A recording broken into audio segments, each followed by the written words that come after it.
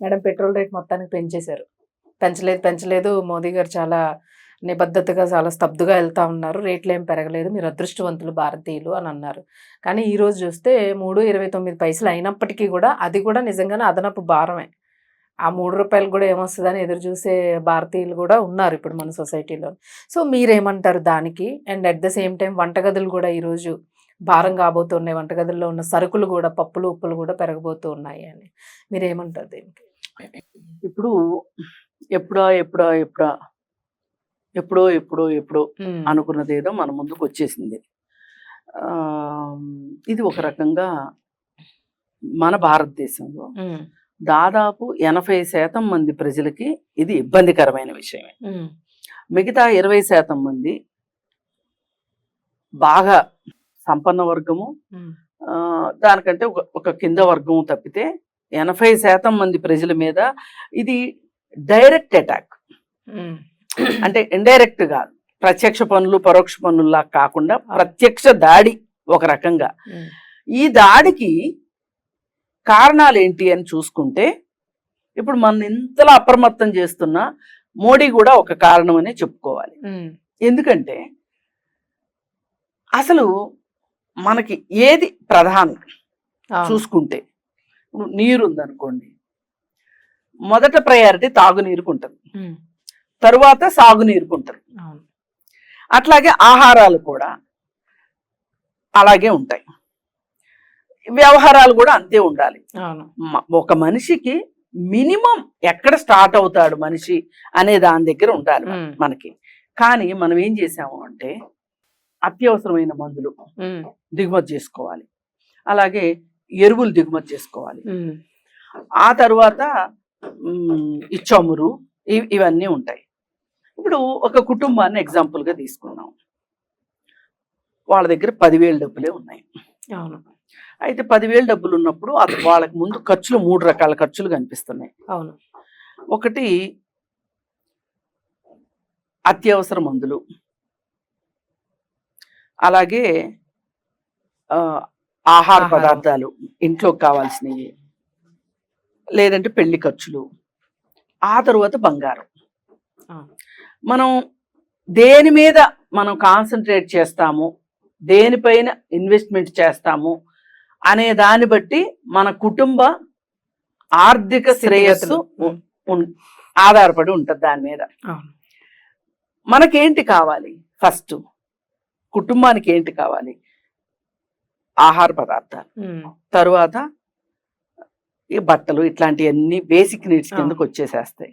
ఆ తర్వాత మనకి కొంత డబ్బుని ఆరోగ్యం కోసం పక్కన పెట్టుకోవాలి. కానీ దురదృష్టవశాత్తు కొంతమంది ఈ పొదుపు చర్యల్లో భాగంగా వాళ్ళకి అవగాహన లేకపోవటము, అలాగే వేరే వాళ్ళని చూసి వీళ్ళు టెంప్ట్ అయిపోవటం. దీంతో వ్యాలిడ్ పాయింట్. ఏం చేస్తారు? టెంప్ట్ అయిపోయి వాళ్ళు బంగారం కొనుక్కున్నారు, నేను బంగారం కొనుక్కుంటా, వాళ్ళు బర్త్డే పార్టీ చేశారు, నేను బర్త్డే పార్టీ చేస్తాను, వాళ్ళు 3 రకాల వంటలు పెడితే నేను 30 రకాలు పెట్టాలి. ఇది ఈ రకరకాల వంటలు, ఈ ఫంక్షన్లు, ఈ విపరీతమైన బట్టలు, ఇవన్నీ కూడా ఒక రకంగా మన ఆర్థిక వ్యవస్థ పొదుపు లేకుండా అయిపోయింది.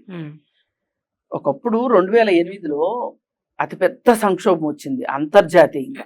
వచ్చినప్పుడు భారతదేశాన్ని అది అంతగా తాకల.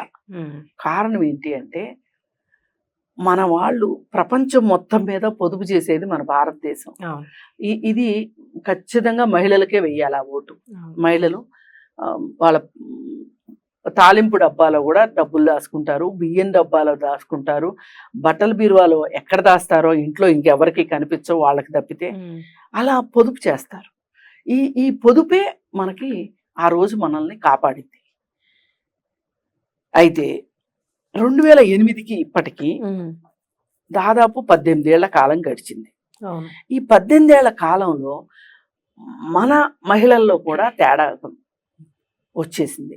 ఆ తేడా ఏంటి అంటే మనకి ఈ phone, smart phone, online shopping, online food, online వినోదం, ఎంటర్టైన్మెంట్, ఇవన్నీ వచ్చి చేరేసరికి ఏమైందంటే మనము డబ్బును దాచుకోవట్లేదు, కాలాన్ని సరిగా వినియోగించుకోవట్లేదు,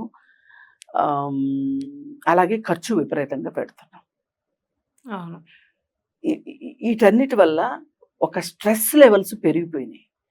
ఇప్పుడు 18 సంవత్సరాలు 20 సంవత్సరాల క్రితం మందులు వాడని మనుషులు కూడా ఈ రోజున మందులు వాడుతున్నారు. అవును. ఈ స్ట్రెస్ వల్ల మందులు వాడుతున్నారు. మానసిక ఆరోగ్యం బాగా దెబ్బతింటుంది.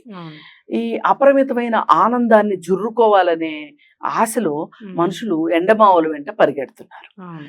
ఇక్కడ దాకా పరిస్థితి వచ్చింది ఇప్పుడు ఈ 2026లో. ఇప్పుడు మళ్ళీ ఆర్థిక మాంద్యం వచ్చింది. ఆ రోజు మనము ఆర్థిక మాంద్యాన్ని జయించాం. ఈ రోజు జయించగలమా లేదా అనేది ఇప్పుడు మన ప్రజల ముందున్న అతిపెద్ద సమస్య. నాకైతే అనిపించేది ఏంటి అంటే జయించటం కష్టం. ఇప్పుడు రాబోయే ఉపద్రవాల గురించి మనం ఒకసారి మాట్లాడుకుంటే, మొదటిగా ఆహార పదార్థాల డిమాండ్ విపరీతంగా ఉంటది, సప్లై తగ్గిపోతుంది, ఉత్పత్తి తగ్గిపోతుంది. కానీ మనుషులైతే పుడుతూనే ఉన్నారు, మనుషులైతే పెరుగుతూనే ఉన్నారు.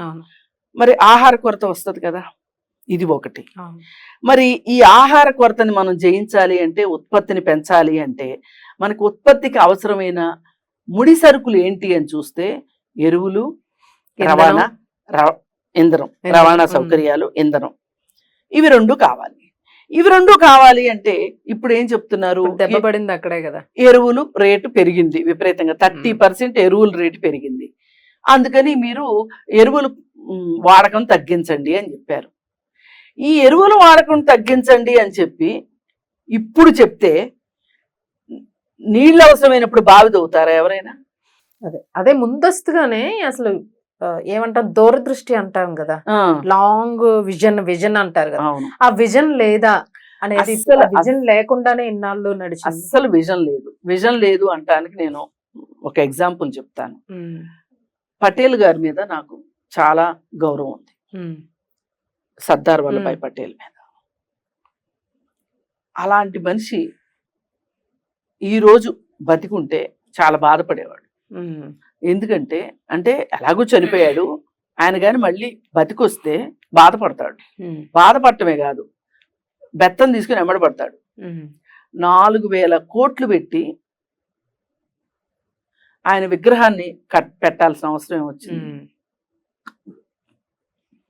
ఆ డబ్బులుంటే ఎన్ని ప్రాథమిక ఆరోగ్య కేంద్రాలకి డబ్బులుండేవి, ఎన్ని ప్రాథమిక విద్యా సంస్థలకు ఉండేది. మీరు పటేల్ గారి బొమ్మ పెట్టి ఆయన కీర్తిని మీరు ప్రపంచానికి చాటక్కర్లా, ఆల్రెడీ ఆయనకున్న కీర్తి ఆయనకుంది. పాఠ్య పుస్తకంలో పాఠం ఉంటే చాలు మేడం, చిన్నప్పటి నుంచి బుర్రలో ఉండిపోద్ది, రోజు ప్రమోషన్ ఇవ్వక్కర్లా బొమ్మలు పెట్టి. కానీ పైగా ఆ బొమ్మను కూడా భారతదేశంలో తయారు చేశారా అంటే చైనా నుంచి తయారు చేసుకుని వచ్చారు.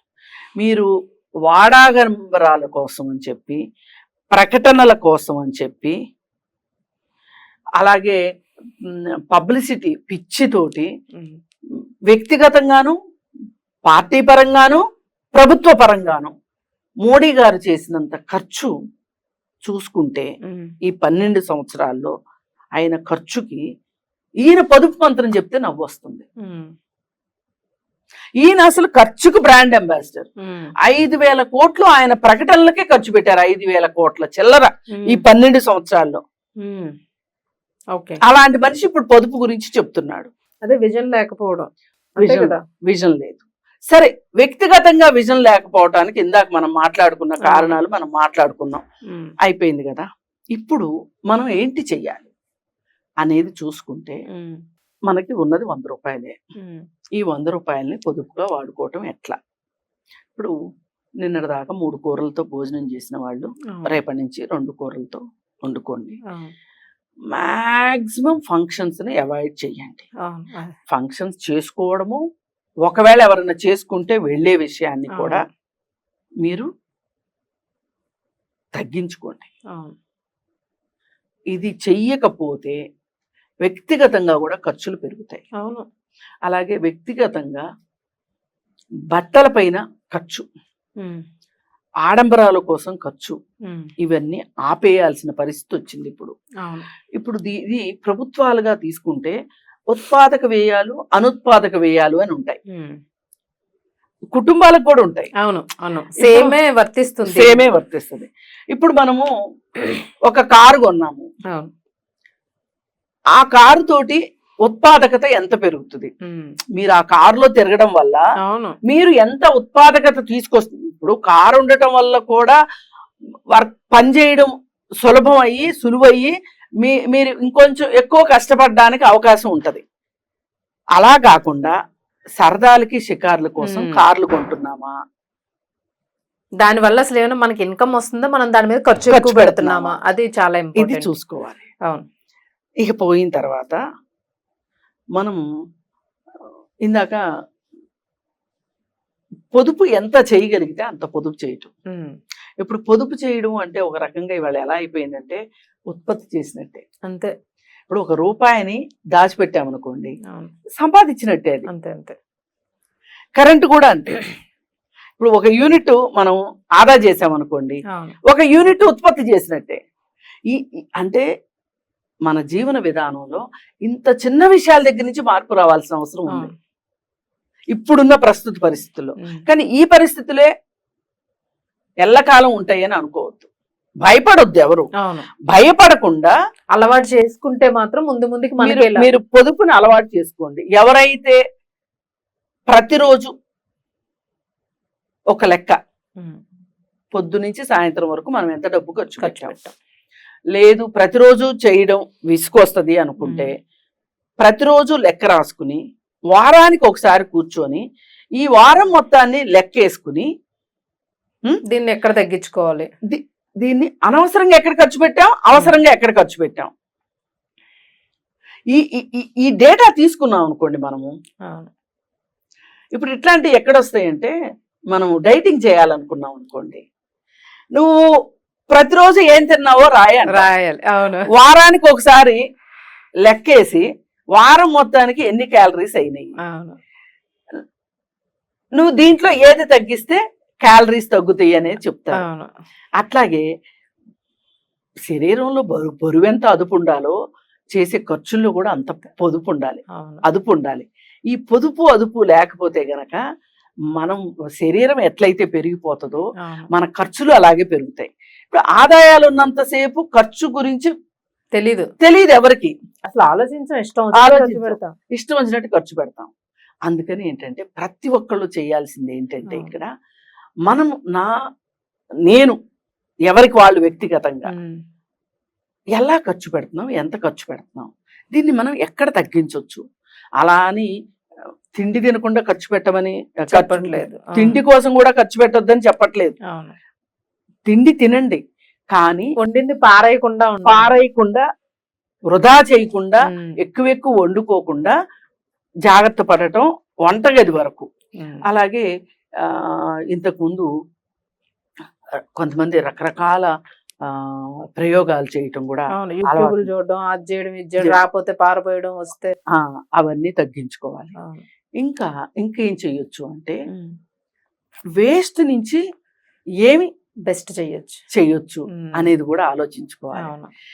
ఈ వేస్ట్ నుంచి బెస్ట్ ఏంటి అంటే, మనం ఒక క్లాత్ ఉందనుకోండి, ఒక క్లాత్ని మనం ఒక 4-5 రకాలుగా వాడచ్చు. అలా అంటే మనం అంత మైన్యూట్కి వెళ్తే గానీ తెలీదు మనకి. ఇవాళ అది మనకి పొదుపు అనేది మన జీవన విధానం అవ్వాలి. అలా అవ్వలేదు అనుకోండి, మనం ఇబ్బందులు పడిపోతాం, అప్పుడు పాలైపోతాం. అందుకని ఇప్పుడు ఆదాయాలు కొన్ని రోజుల పాటు ఆదాయాలు పెరగవు, వ్యాపారాలు అయితే విపరీతమైన లాభాలు రావు. ఈ పరిస్థితుల్లో మనం చేయవలసింది ఏంటి అంటే పొదుపు చేయటం. అలాగే ఒకేసారి 2 రకాల వంటని ఒకేసారి చేయొచ్చు. కొంత ఆదా అయిపోతుంది, కొంత గ్యాస్ ఆదా చేసుకున్నట్లు అవుతుంది. మా చిన్నప్పుడు కట్టెల పొయ్యికి 2 వైపులా రాళ్ళు ఉండేవి, 3వ వైపు ఒక కుండ ఉండేది, ఆ కుండలో నీళ్లు ఉండేవి. ఇప్పుడు ఈ వంటతో పాటు కుండలో నీళ్లు వేడయ్యాయి. Correct. ఈ నీళ్లు వేడి నీళ్లుగా వాడుకునేవాళ్ళు, స్నానాలకు వాడుకునేవాళ్ళు. అవును. అంటే మళ్ళీ విడిగా దాని మీద మళ్ళీ పెట్టి కట్టెలు పెట్టకుండా ఈ సెగతోనే వేడెక్కిపోయేలా ప్రాసెస్ ఉండేది. ఆ. అప్పట్లోనే అలా ఉండేది. అసలు అప్పుడు పొదుపు ఇప్పుడు పొదుపు. వాళ్ళు గుండెలు బాదుకుంటారు, వాళ్ళకి హార్ట్ అటాక్లు వస్తాయి ఆ పాత వాళ్ళు. కానీ ఇప్పుడు చూసారంటే, ఇప్పుడు ఖర్చు పెట్టే విధానం అవును, చూసారంటే. అవును. అలాగే ఏం చేసేవాళ్ళు అంటే, కింద ఒక గిన్నె వంటకి, ఉమ్, దానిపైన ఇంకొక గిన్నె పెట్టేవాళ్ళు, ఉమ్. ఆ గిన్నెలో నీళ్లు పోసేవాళ్ళు. Multi cooking process. ఇప్పుడు కింద నుంచి వేడితోటి ఎలా వండుతుంది, ఆ పై నుంచి వేడి ఎలా దిగుతుంది, అవును, వంట ఫాస్ట్ గా అయిపోతుంది. ఇట్లా మనం ఎన్ని Methods. రకాలుగా వీలైతే అన్ని రకాలుగా వంటగదిలో పొదుపు చేయడం అవసరం. అవసరమైనంత వరకే కొనుక్కోవాలి. ఇప్పుడు ధరలు పెరుగుతున్నాయి అని చెప్పి విపరీతంగా కొనుక్కొచ్చి ఇంట్లో డబ్బు చేసామనుకోండి, అవి ఏమవుతాయి అంటే పురుగులు పట్టేసేస్తాయి, ఎవరికి పనికి రాకుండా పోతాయి. ఇవాళ మనం ఆహార ధాన్యాల్ని వృధా చేయకుండా వాడుకోవాలి. అందుకని ఎంత అవసరం అవుతుందో ఆ అవసరానికి తగ్గట్లే తెచ్చుకుంటే, ఇప్పుడు రేటు తక్కువ ఉందని ఎక్కువ తెచ్చి ఇంట్లో పెట్టుకుంటే అది పాడైంది అనుకోండి, మళ్ళీ కొనాలి కదా. దాని బదులు ఈ పెరిగిన రేటు తోటి ఇది సమానం కాదు. ఎప్పుడైనా సరే పెరిగిన రేటు కంటే ఈ వృధానే ఎక్కువైంది అనుకోండి, ఇంక మీరు పొదుపు చేసి ఏం ఉపయోగం. అందుకని ఇది వంటగది పొదుపు వరకు. ఇక వ్యక్తిగతంగా వ్యక్తులు సిగరెట్లు తాగటము అట్లాంటివి అదనపు. మెయిన్ మేడం ఇది చెప్పండి, ఆన్లైన్ షాపింగ్స్. ఆన్లైన్ షాపింగ్ భయంకరమైన చెత్త కొనడం, ఖర్చు, భయంకరమైన ఖర్చు. ఆన్లైన్ షాపింగ్ కనిపించకుండా ఎవరికి వాళ్ళు వ్యక్తిగతంగా ఒక ఓత్ తీసుకోవాలి. ఇవాళ నేను ఆన్లైన్ షాపింగ్ చేయను, నన్ను నేనే అభినందించుకుంటా ఆన్లైన్ షాప్ చేయకుండా. ఇప్పుడు ఒకప్పుడు ఏం చేసేవాళ్ళం అంటే, సంవత్సరం అయిపోయిన తర్వాత నోట్ పుస్తకాల్లో రాయని పేజీలు ఏవైతే ఉంటాయో అన్ని నోట్ బుక్ల్లో నుంచి ఆ రాయని తయారు చేసుకో, ఇంకో బుక్ తయారు చేసుకునేవాళ్ళం. అది చిత్తు పుస్తకం కింద వాడుకునేవాళ్ళం. నేను ఇప్పటికీ చేస్తాను మేడం అలా. అంటే ఇది చాలా చిన్న విషయం లాగా అనిపించింది, సాటిస్ఫాక్షన్ ఉంటది చాలా. అయితే ఇక్కడ చూడాల్సింది ఏంటంటే, ఇప్పుడు కొంతమంది ఏమంటారంటే, ఇలాంటి పొదుపులు చేసుకుంటూ కాలక్షేపం చేసే బదులు, సమయాన్ని వృధా చేసుకునే బదులు ఆ టైంని డబ్బులు సంపాదించడానికి వాడొచ్చు కదా అంటారు. ఇది కూడా కరెక్టే, కానీ అలా చేయగలిగిన వాళ్ళ కోసం కాదు మనం చెప్పేది. మనం చెప్పేది ఏంటి అంటే, ఎవరికి అత్యవసరమో వాళ్ళ గురించే మనం మాట్లాడుతున్నాం. ఆ ప్రాసెస్ లోనే మనం ఆలోచించాలి. ఇలా ఇన్ని రకాలు అయిన తర్వాత ఇక ఆరోగ్యం గురించి శ్రద్ధ తీసుకోవాల్సిన అవసరం ఉంది. అందుకని ముందస్తు జాగ్రత్తగా మనము జలుబు చేసే వస్తువులు తినకుండా ఉండటము, అజీర్తి చేసే వస్తువులు తినకుండా ఉండటము, మన ఆరోగ్యం మన చేతుల్లోనే ఉంటది. అందుకని అలా ఆరోగ్యాన్ని కాపాడుకోవటం. ఇంకా అయిపోయిన తర్వాత ఇక మనము ఆన్లైన్ షాపింగ్ అంటే బట్టలు ఇవన్నీ వచ్చేసేస్తాయి.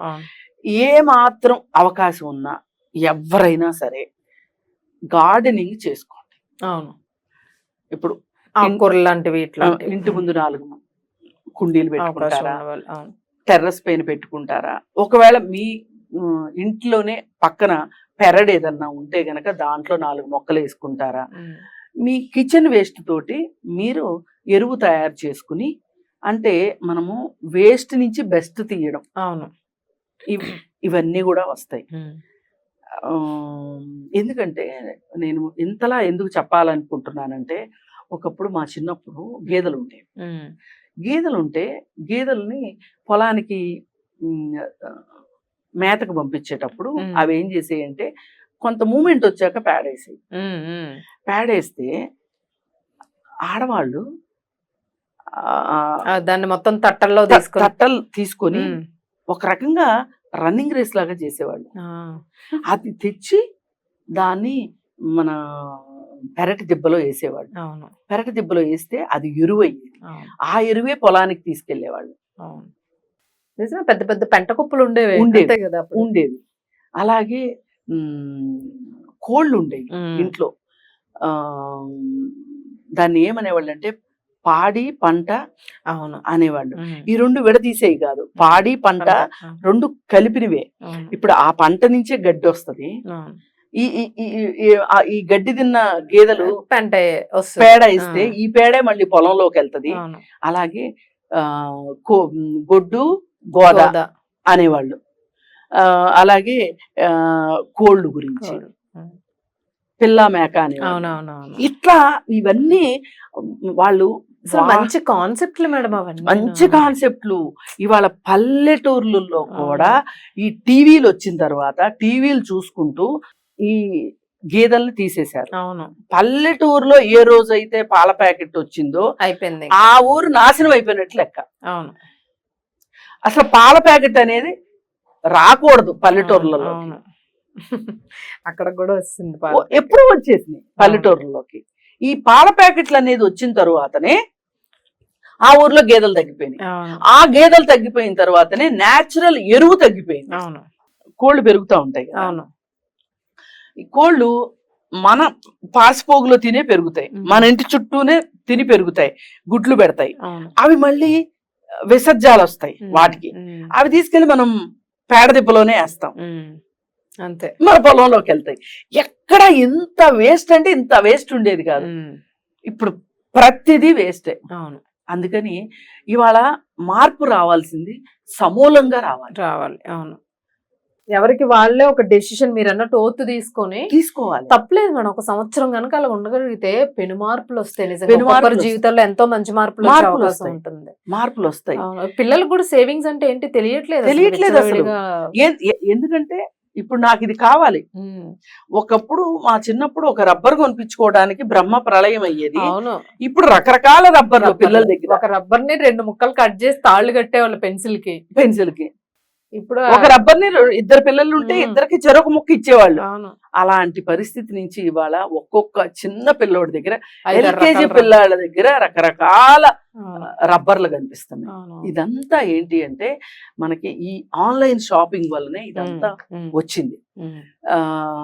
అలాగే స్కూళ్లలో టీచర్లు కూడా మేమేదో చదువు చెప్పేస్తున్నాం అనే పేరుతోటి ప్రాజెక్ట్ వర్క్ నిజంగా ఆ ప్రాజెక్ట్ వర్క్లన్నీ తల్లులు తండ్రులే చేసేది. అవన్నీ కొనుక్కు రావాలి, వీళ్ళు ఈ ప్రాజెక్ట్ వర్క్ తీసుకెళ్ళాలి. అదన్నా సరిగా వాళ్ళు చూస్తారంటే చూడరు. అందుకని మనం తెలియకుండా ప్రతి విషయంలోనూ ఖర్చులోకి వెళ్ళిపోయాం.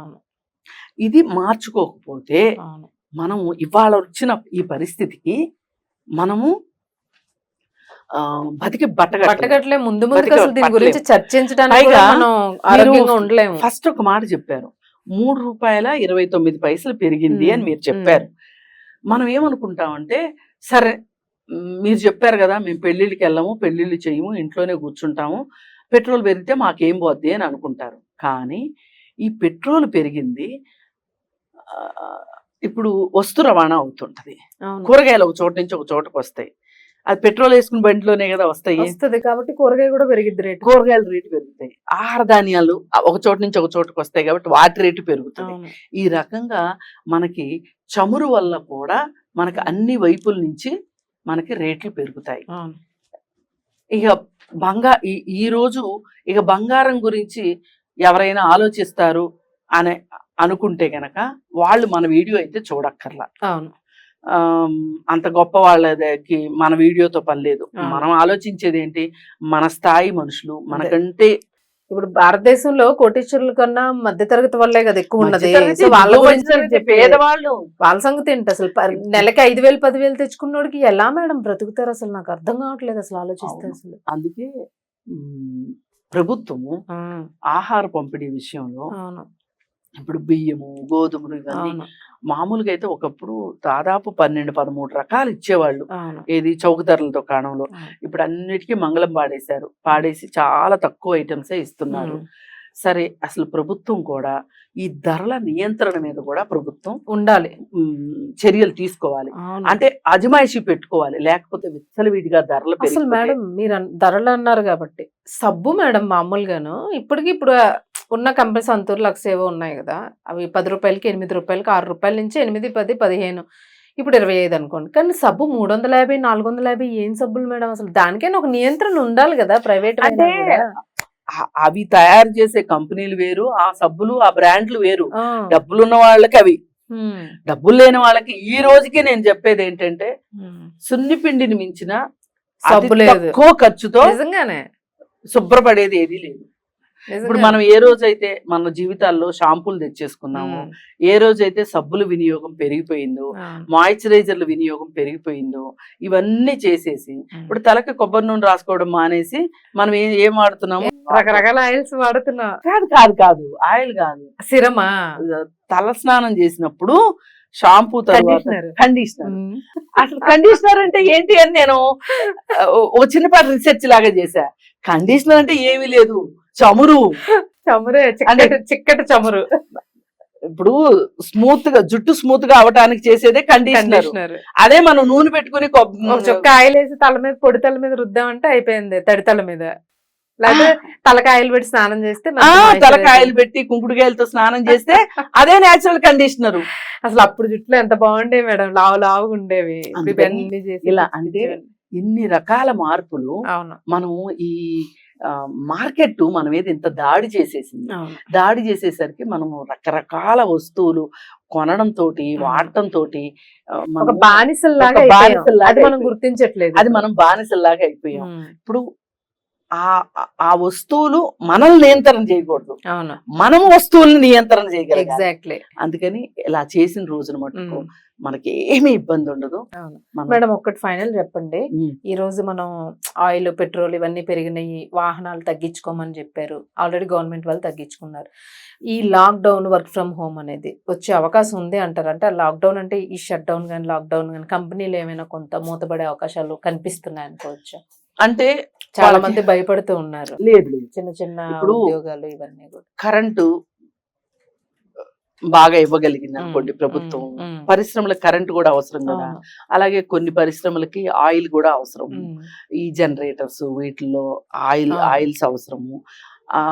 ఆయిల్ ని ఏం చేసైనా సరే ఇప్పుడు వ్యక్తిగత వాహనాలని తగ్గించమని చెప్పారు. ఉమ్, తగ్గించినప్పుడు ఆయిల్ కొంత మిగులుతుంది. ఉమ్, పరిశ్రమలకు మటుకు ఆయిల్ కరెంటు ఆపకుండా ఇస్తే అవును, అప్పుడు మనకి ఉత్పాదన తగ్గకుండా ఉంటది. అవును. ఉత్పాదకత మనకు ఉండాలి అంటే పనులు జరగాలి. ఉమ్, పనులు జరగాలి అంటే పని చేసే వాళ్ళు లేనిదే అవ్వదు. అవును. అందుకని ఆ సైకిల్ బ్రేక్ అవుతుందని నేను అనుకోవట్లేదు. ఓకే. అందుకని ఉద్యోగాలు పోతాయని ఎవరు అనుకోకర్లా. కాకపోతే ఆయిల్ ని అదుపులో పెట్టుకోవడం కోసం, అంటే చమురుని మిగుల్చుకోవడం కోసం ప్రభుత్వాలు ఏం చెప్తున్నాయంటే వర్క్ ఫ్రమ్ హోమ్ అని చెప్తున్నాయి.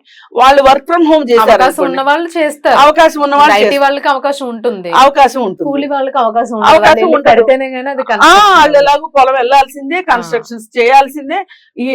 అందుకని చాలా ఉద్యోగాలు పోతాయని కానీ అలా అయితే నేను అనుకోవట్లేదు. అప్పుడంటే ప్రాణాలు పోతున్నాయి కాబట్టి కరోనా టైంలో లాక్డౌన్ పెట్టారు. కానీ ఇప్పుడు ఇది ఒక రకంగా అప్రకటిత లాక్డౌన్, అంతే, పరోక్ష లాక్డౌన్, పరోక్ష అది లాక్డౌన్. ప్రత్యక్ష లాక్డౌన్.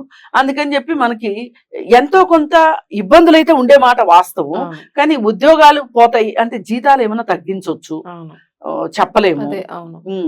అందుకని ఒకటి మినిమం గ్యారంటీ అది కూడా మన చేతుల్లో ఉంటది. అవును, మనం ఎంత ఖర్చుల్ని పొదుపు చేసుకుంటే, తగ్గించుకుంటే, పొదుపులో ఉంటే మనకి ఒకవేళ ఇన్ కేస్ జీతం తగ్గింది అనుకోండి, ఇప్పుడు ఇంట్లో ఇద్దరు ఉన్నారు, ఒకళ్ళు ఉద్యోగం పోయింది అనుకోండి, ఒకళ్ళు ఉద్యోగం మీద ఇల్లు గడవాలి అనుకోండి, మనం పొదుపు చేసుకుంటాం. అవును, ఆ పొదుపు చేసుకుంటే సరిపోతుంది. అవును, కాకపోతే బంగారం విషయం మనం చెప్పక్కర్లా. అవును.